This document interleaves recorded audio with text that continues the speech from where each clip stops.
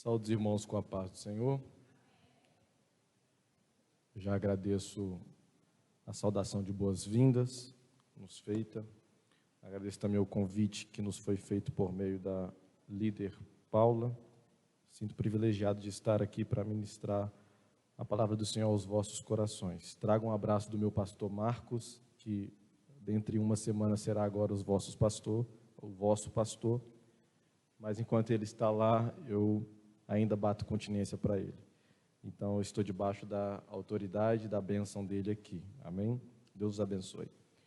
Abre sua Bíblia comigo, assim como estão assentados mesmo, em Marcos, capítulo 24, versículo 13. Você que trouxe o exemplar da Bíblia Sagrada, abra ela em Lucas, irmãos, Lucas, capítulo 13. Eu falei Marcos. Marcos não tem 24, Marcos só vai até 16. Lucas 24, versículo 13. Lucas, capítulo 24, versículo 13. Quem achou, diga amém. Diz assim a palavra do Senhor. E eis que no mesmo dia iam dois deles para uma aldeia que distava de Jerusalém 60 estádios, cujo nome era Emaús. Iam falando entre si de tudo aquilo que havia sucedido. E aconteceu que, indo eles falando entre si e fazendo perguntas um ao outro, o mesmo Jesus se aproximou e ia com eles. Mas os olhos deles estavam como que fechados, para que o não conhecessem. E ele, Jesus, lhes disse: que palavras são essas que, caminhando, trocai entre vós? E por que estáis tristes? E respondendo um, cujo nome era Cleopas, disse: és tu um peregrino em Jerusalém, não sabe as coisas que nela têm sucedido nesses dias? E ele lhes perguntou: quais? E eles lhes disseram: as que dizem respeito a Jesus, o Nazareno, que foi um profeta poderoso em obras e palavras diante de Deus e de todo o povo. E como os principais dos sacerdotes e os nossos príncipes os entregaram à condenação de morte e o crucificaram. E nós esperávamos que fosse ele que remisse Israel. Mas agora, com tudo isso, é já o terceiro dia desde que essas coisas aconteceram. É verdade que também algumas mulheres dentre nós nos maravilharam, as quais de madrugada foram ao sepulcro. E não achando o seu corpo, voltaram dizendo que também tinham visto uma visão de anjos que dizem que ele vive. E alguns dos que estavam conosco foram ao sepulcro e acharam-se assim como as mulheres havia dito, porém não o viram. E Jesus lhes disse: ó nércios e tardos de coração para crer tudo que os profetas disseram. Porventura não convinha que o Cristo padecesse essas coisas e entrasse na sua glória? E começando por Moisés e por todos os profetas, explicava-lhes o que dele se achava em todas as escrituras. E chegaram à aldeia para onde iam, e ele fez com que ia para mais longe. E eles os constrangeram, dizendo: fica conosco, porque já é tarde e já declinou o dia. E entrou para ficar com eles. E aconteceu que, estando com eles à mesa, tomando o pão, o abençoou e o partiu e lhe deu. Abriram-se-lhes então os olhos e o conheceram, e ele desapareceu-lhes, e disseram um para o outro: porventura não ardia em nós o nosso coração, quando pelo caminho nos falava e quando nos abria as Escrituras? E na mesma hora, levantando-se, voltaram para Jerusalém, e acharam congregados 11, e os que estavam com eles, aos quais diziam: ressuscitou verdadeiramente o Senhor, e já apareceu a Simão. E eles lhes contaram o que lhes acontecera no caminho, e como deles foi conhecido no partir do pão. Prometo ser breve e sucinto nas minhas palavras, para não enfadar o meu irmão, e eu prometo ser rápido. O Evangelho de Lucas é o único evangelho que relata esse fato do caminho de Emaús. Lucas, por ter feito um tratado com possivelmente um excelentíssimo Teófilo, seja talvez um governador de sua época, ele escreve 2 livros. O primeiro leva o nome dele, Lucas. O Evangelho de Jesus segundo escreveu Lucas. O segundo é Atos. E uma das formas que Lucas escreve os seus escritos é de forma minuciosa, como ele mesmo afirma no prólogo de cada livro que ele escreve. Ele escreveu de forma minuciosa. Então, esse fato que ocorreu com os discípulos de Emaús só é mencionado no Evangelho de Lucas, pelo simples fato dele procurar de forma minuciosa alguns fatos acerca da vida de Cristo e dos discípulos. Este fato é situado no primeiro dia da semana, ou seja, domingo. E que dia é esse? Esse dia está sendo um dia atípico. Está sendo um dia singular, está sendo um dia diferente, está sendo um dia incomum, não está sendo um dia como outro qualquer, porque esse é o dia da ressurreição de Cristo. Só que estamos ainda na parte da manhã, declinando para a tarde nesse dia. Eu quero te transportar um pouco agora, com mente de pregador e com toda a sabedoria e decência, para você vir comigo para esse dia. Na parte da manhã, algumas mulheres foram ao sepulcro de Jesus a fim de perfumar o corpo dele. Prepararam algumas especiarias e foram até o sepulcro para ali perfumar, porque, logicamente, depois de morto, o corpo, ele se decompõe, e pelo fato de se decompor, ele começa a soltar ou a liberar um odor não muito agradável. E as mulheres, como entendiam que aquele homem era santo, elas então queriam fazer uma boa ação, uma boa atitude para com aquele corpo. E prepararam as suas especiarias e foram até o sepulcro, foram até o túmulo. Só que chegando lá, elas não encontraram o corpo. O que elas encontraram foi a pedra removida. E quando a pedra está removida, aparecem anjos que dizem: por que buscai entre os mortos aquele que vive? Ele não está mais aqui, porque já ressuscitou. Essas mulheres voltam desse ambiente e vão contar para os discípulos que estão enclausurados, trancados dentro de alguma sala, dentro de algum local, e ela começa a contar para eles o que elas tinham visto e ouvido naquela parte daquele dia, naquela manhã. E os discípulos, ao ouvirem aquele relato, creem que aquilo é um devaneio, creem que aquilo é uma loucura, creem que elas estavam loucas ou delirando. É o que o texto vai dizer em Lucas 24, do 1 ao 12. Se você quiser depois conferir, confere lá. Para os discípulos, era como se elas estivessem falando loucuras ou delirando. Como ele vai ressuscitar? Como que ele ressuscitou? Como que o corpo dele não está mais dentro daquele túmulo? Pedro, como era um homem um pouco exaltado, elétrico, sanguíneo, ele decide, então, eu vou lá conferir se essa história procede mesmo. E Pedro foi até, segundo o relato de Lucas, foi até o túmulo, encontrou a pedra removida, encontrou os lençóis que envolviam o corpo de Cristo, mas não encontrou o corpo. E é isso que está acontecendo nesse dia. Esses dois discípulos de Emaús estão saindo deste cenário, desse ambiente.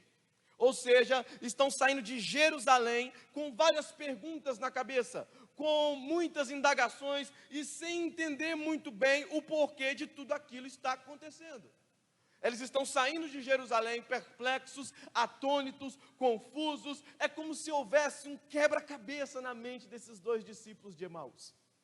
Eles estão saindo de Jerusalém rumo a Emaús, tristes, angustiados, perplexos, pensativos e principalmente estão saindo de Jerusalém rumo a Emaús frustrados. A frustração desses dois discípulos se dava pelo simples fato deles terem criado uma expectativa acerca do Messias. E pelo fato dessas expectativas não serem atendidas, então a frustração bateu à porta do seu coração. Talvez você já tenha passado por isso.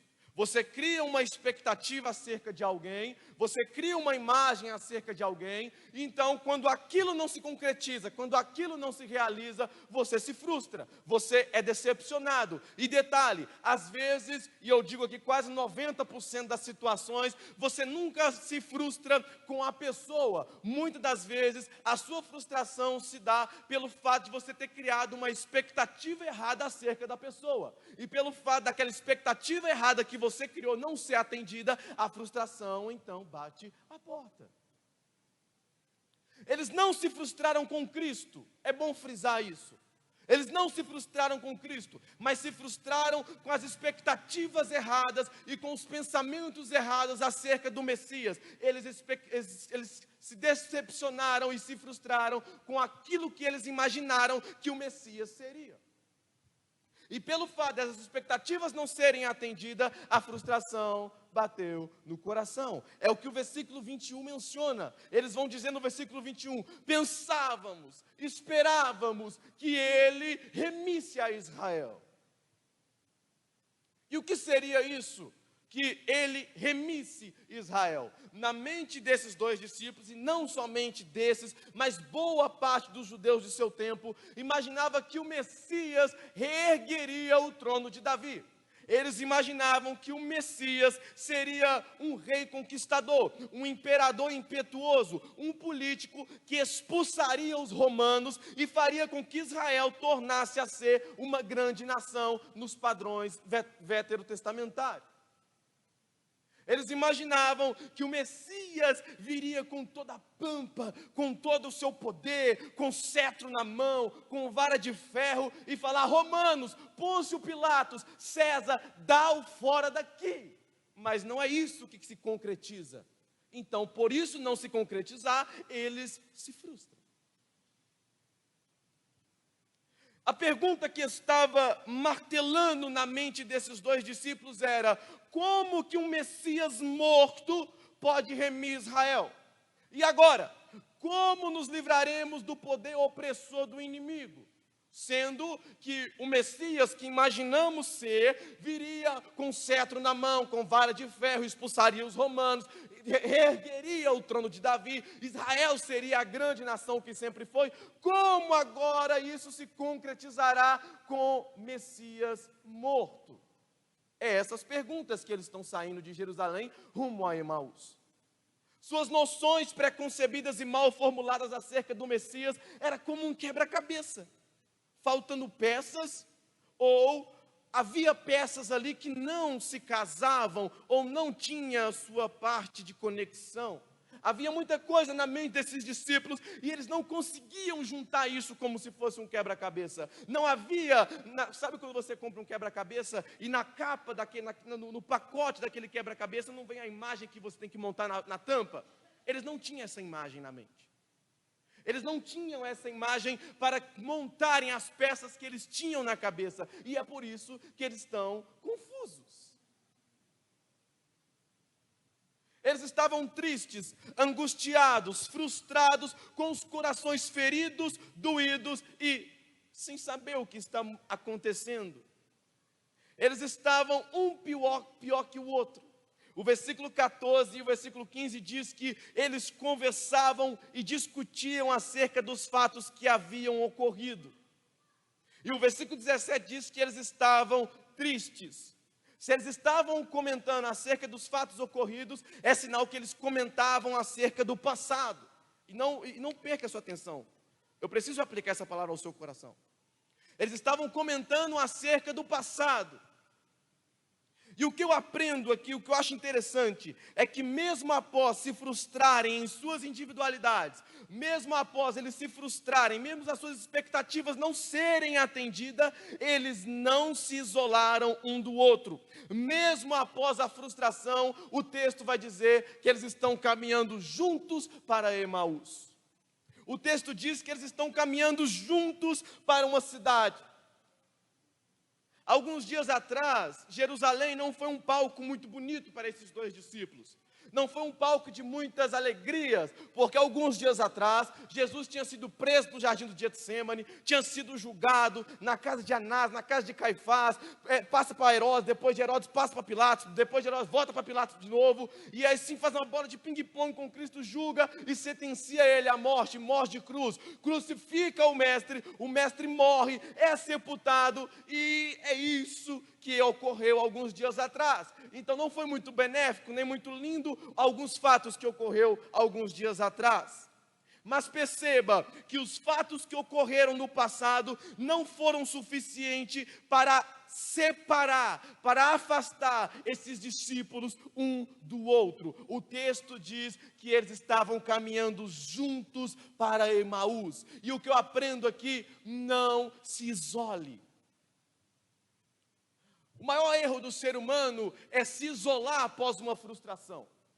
O maior erro do ser humano é viver na sua individualidade, é se frustrar materialmente, é se frustrar sentimentalmente, é se frustrar na igreja, é se frustrar em casa, é se frustrar no trabalho, e após essa frustração, se tranca no quarto e fala: eu não quero conversar com ninguém, eu não quero conversar com a minha mãe, eu não quero conversar com meu pai, eu não quero conversar com a minha esposa, eu não quero conversar com meu filho, porque eu estou no meu isolamento de frustração, eu quero ficar só. Ei, não faça isso, não se isole, não se isole, porque você sozinho, você é presa fácil para o inimigo de nossas almas. Você sozinho, você frustrado, você isolado num canto sem a companhia de alguém, você é presa fácil para o inimigo. Ovelha fora do aprisco é presa fácil para o lobo devorador. Muitas das vezes a solidão na vida de alguém é motivada ou é iniciada por uma frustração. E ei, eu tenho uma coisa para te dizer: você não precisa se isolar após uma frustração. Você não precisa lutar essas guerras sozinho. Você não precisa se frustrar na sua individualidade e se afastar de todo mundo que está ao seu redor para tentar vencer isso sozinho. Não, existe um corpo de Cristo que pode te ajudar, que te estende a mão e que diz: eu caminho ao seu lado, independente do que passou. Deus quer te tirar dessa solidão. O versículo 14 diz que eles estavam caminhando juntos, falando sobre aquilo que tinha provocado neles aquela tristeza e aquela frustração. Ou seja, eles iam falando um da dor do outro. E sabe o que eu aprendo aqui? Que o processo de cura não se inicia quando eu me isolo. O processo de cura se inicia quando eu abro o meu coração para um discípulo de Jesus. Oh glória, o processo de cura não se inicia quando eu estou isolado, clausurado na minha bolha existencial, na minha frustração do meu dia a dia, não. O processo de cura se inicia quando eu abro o meu coração e começo a contar para um irmão que está do meu lado dizendo: me ajuda em oração, me ajuda a sair desse, me ajuda, estende o braço para mim, pois eu quero vencer essa solidão. O processo de cura se inicia quando eu abro o coração e não quando eu me reservo. Se você guardar essas frustrações para você, essas desilusões, essas tristezas, você vai ter gastrite no estômago. Você precisa expor isso para fora. Existem pessoas que podem te ajudar. Existem pessoas que podem estender o braço para você e falar: eu sou o teu irmão em Cristo Jesus, eu estou aqui para te apoiar ombro a ombro, não importa o que tenha acontecido lá atrás. A igreja de Cristo é um hospital que aqui entra enfermo e sai curado pelo médico Jesus. Quem crê nessa palavra e pode levantar a sua mão e declarar com glória a Deus.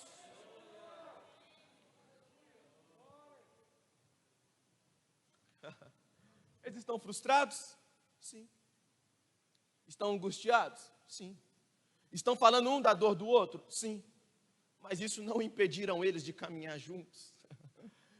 Estão agonizando de dor por dentro, às vezes por fora nem se transparece muito, mas por dentro eles estão tristes, angustiados, o coração está frio, está isolado, mas isso não impediram eles de caminhar lado a lado, junto, para ir a Emaús. Eles iam discutindo sobre os eventos que ocorreram. Eles estavam indo para Emaús. O texto nos diz que Emaús ficava a 60 estádios de Jerusalém.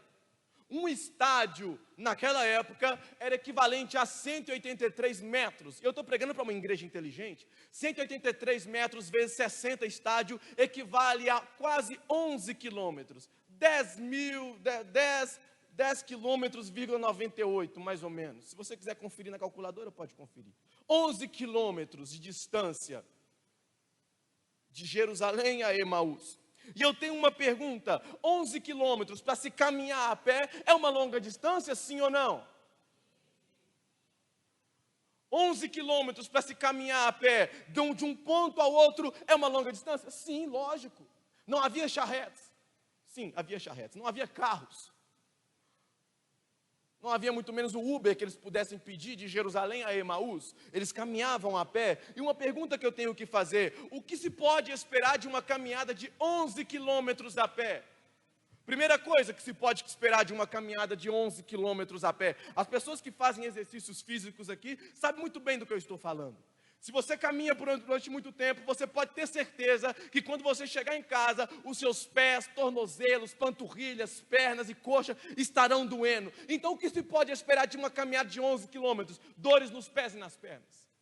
Segunda coisa que se pode esperar de uma caminhada de 11 quilômetros: sol escaldante. Esses fatos estão ocorrendo na parte da manhã para a viração do dia. Quando eles chegam em Emaús, o dia já declinou. Então eles caminharam 11 quilômetros debaixo de sol.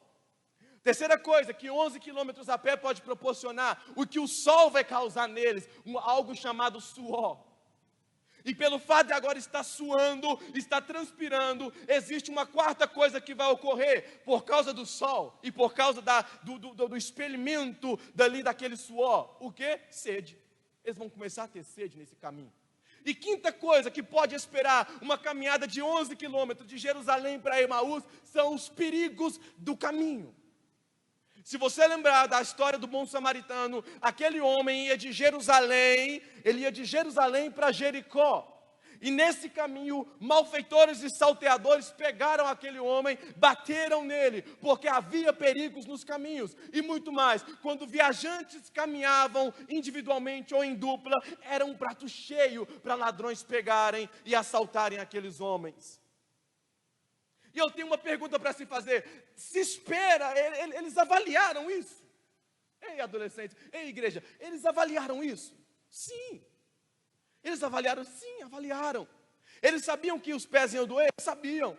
Eles sabiam que tinha sol para experimentar? Sabiam. Sabiam que iam suar, ter sede, e sabiam que os caminhos poderiam ser perigosos? Sabiam. E o que eles fizeram? Continuaram caminhando juntos. Sabe o que eu aprendo aqui? Que o que me espera não faz eu me afastar de você. O que está por vir não tem poder de me afastar e não tem poder de me distanciar do meu irmão que está do lado. O que está por vir, o que vai acontecer, os perigos do caminho não são suficientes, nem muito menos eficientes para separar a noiva de Cristo, nem muito menos o corpo de Cristo.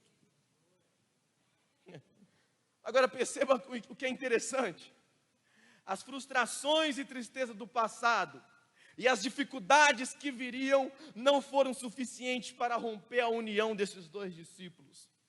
O que passou não os separaram, e o que viria não os desanimaram. Sabe o que eu aprendo aqui?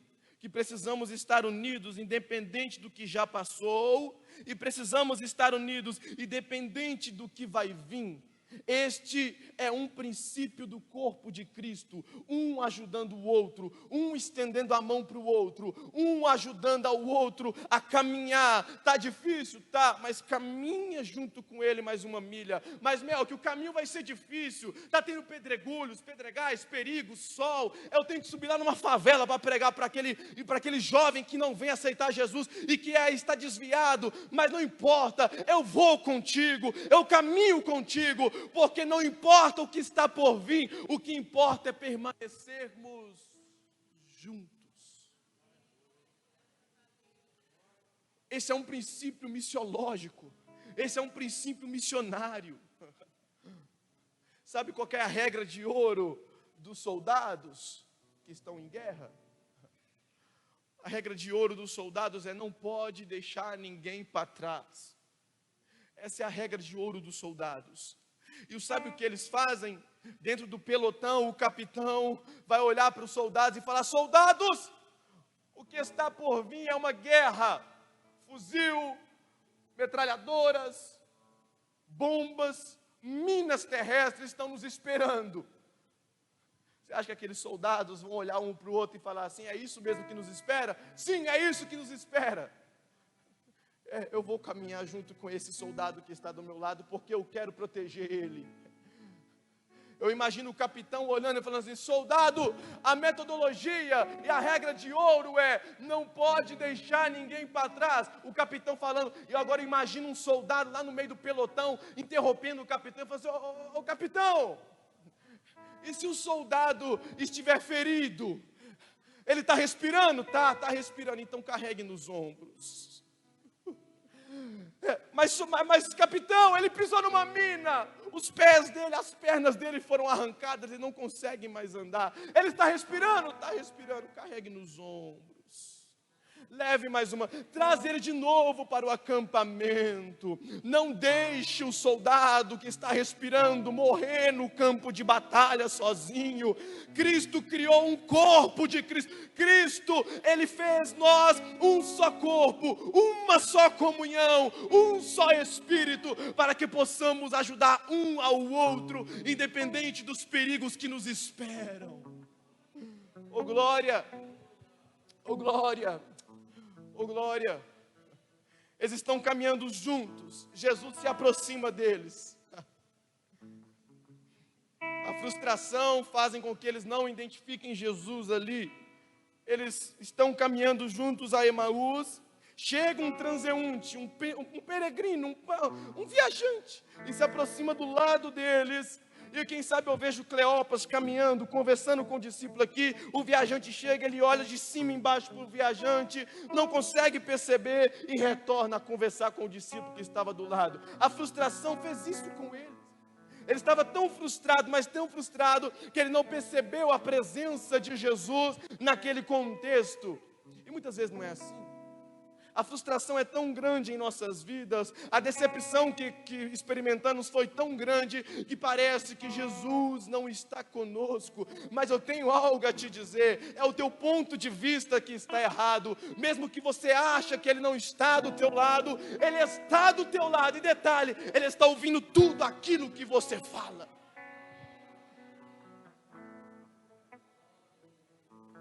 Sabe por que Deus permite decepções em nossas vidas? Sabe por que Deus permite passarmos por vales, aflições, decepções e lutas? Porque você conhece Ele como Salvador. Sim, você conhece Ele como Salvador. Você conhece Ele como mestre de sua vida. Sim, você conhece Ele como mestre. Você conhece Ele como advogado. Sim, você conhece Ele como advogado. Mas somente no meio da tribulação e da adversidade você vai conhecer uma face dele que é linda. A face de Consolador. Oh glória! É no meio da adversidade que conhecemos o meigo nazareno como consolador de nossas vidas. Melqui, eu ainda não conheci ele como consolador. Prepara-te, vem aí uma tribulação, mas não é para te matar, é para você ver a face de consolo que ele tem. Oh glória! Oh glória! Eu sinto glória de Deus, oh glória! Oh glória! Eles estão caminhando junto rumo a Emaús. E aquela conversa é interrompida por uma pergunta: que palavras são essas que trocai entre vós? E detalhe, o texto continua dizendo: e por que estáis tristes? Isso aqui é lindo. Sabe por quê? Porque eles não falaram em nenhum momento para aquele viajante que é Jesus, que eles não estão percebendo, eles não falaram em nenhum momento para ele que eles estavam tristes. É Jesus que olha para o semblante deles e falam: por que estáis tristes? É Jesus quem dá o diagnóstico. Eita glória! É Jesus quem dá o diagnóstico. É Jesus que instiga eles a falar: ei, por que estáis tristes? Me conta o motivo dessa tristeza que está acabando com o teu coração, está afligindo vocês, estão deixando vocês frustrados. Com essa pergunta, Jesus estava instigando eles a: me conta o que está te causando decepção. Oh glória! Oh glória! E Jesus da mesma forma pergunta: o que está te causando decepção? O que está te causando frustração? Porque o seu coração está triste? Porque o seu coração está abatido? Porque você está querendo ficar só, isolado, trancado dentro do quarto, não querer falar mais com ninguém? Ei, ele te pergunta: por que estáis tristes? Oh glória! Eles então falam, do versículo 18 ao versículo 24, eles contam o motivo de suas tristezas.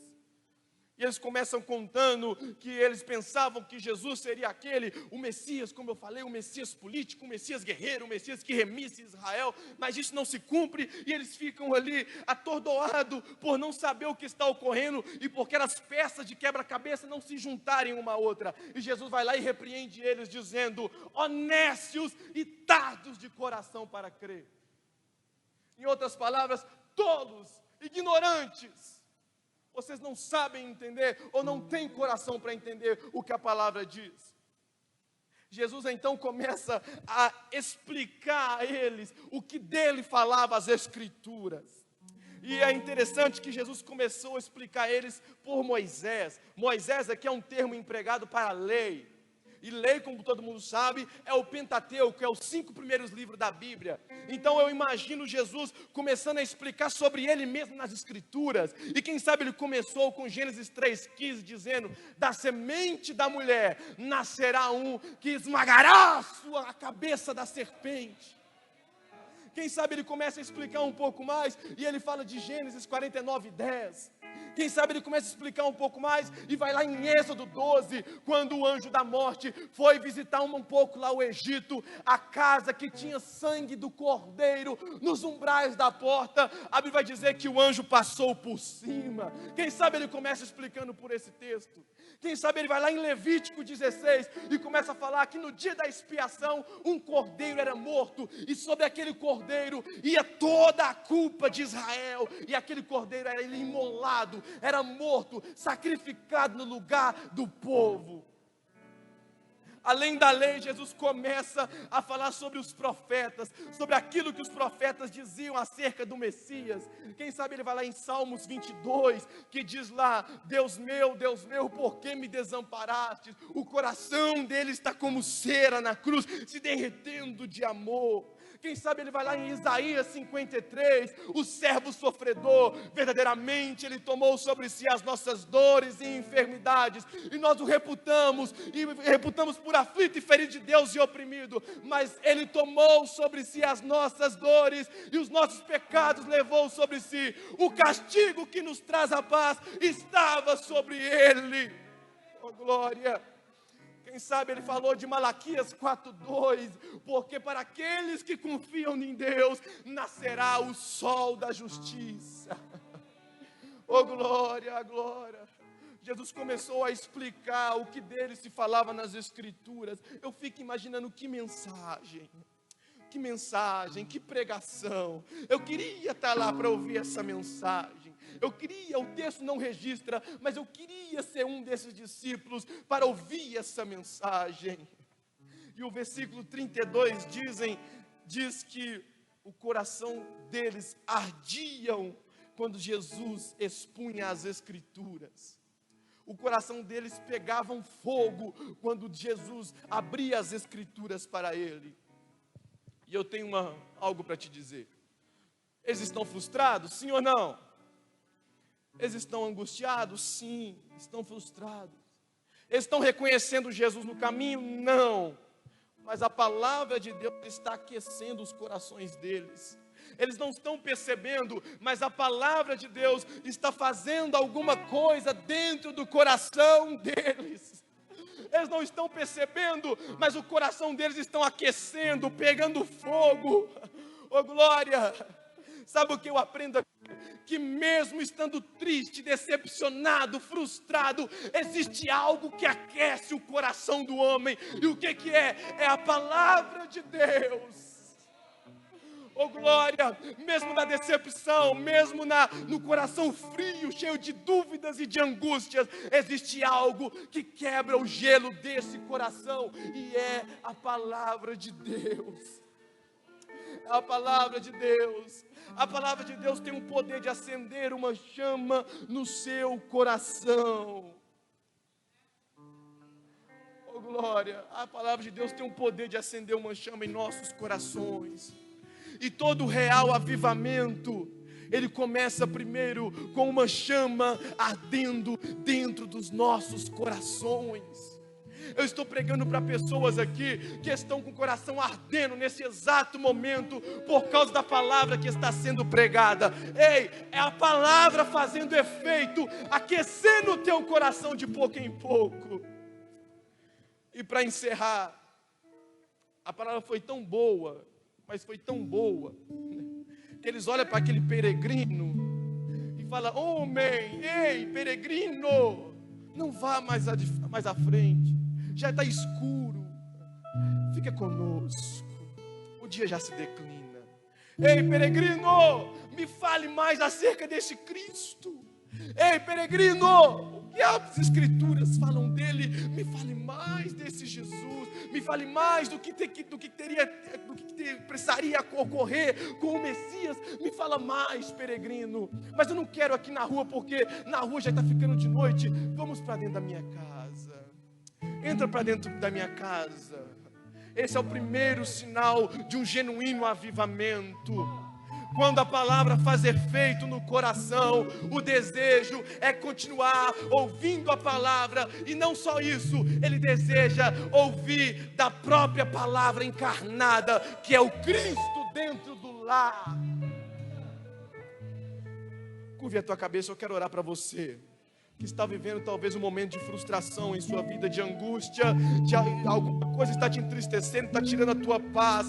Mas eu digo que a palavra de Deus tem poder para te tirar dessa solidão. Eu não sei se é uma briga conjugal, eu não sei se é algo no seu relacionamento, eu não sei se é na escola que você estuda, se é no trabalho que você vive. Quem sabe alguma coisa dentro da igreja, que você está tendo alguma intriga com algum irmão dentro da igreja. Isso vai ser abolido hoje pelo poder da palavra de Deus. Toda intriga vai cair por terra hoje pelo poder da palavra de Deus. O corpo de Cristo não foi criado para viver em intriga, mas foi criado para viver em unidade, aquecido pelo poder da palavra. Deus, eu intercedo por essa igreja. Eu intercedo por essa igreja, Senhor. Para cada coração, Deus, que está orando nesse momento. Para cada pessoa que está aqui, Senhor. Eu não sei, Pai. Eu não sei a dificuldade que cada um está passando, Senhor. Mas a palavra foi pregada. E eu tenho certeza que ela pode fazer um reboliço no coração dessas pessoas que estão tristes, angustiadas, abatidas. Quem sabe brigou com o pai, Senhor. Quem sabe ele brigou com a mãe, com o irmão, com o vizinho do lado. Quem sabe ele brigou com alguém lá do seu trabalho. Quem sabe ele criou uma intriga com alguém dentro da igreja. Senhor, derruba essa intriga hoje, pelo poder que há na tua palavra, Senhor.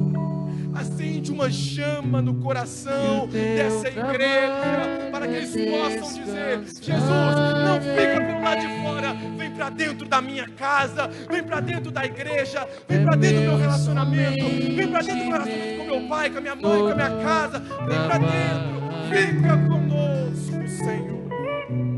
E o teu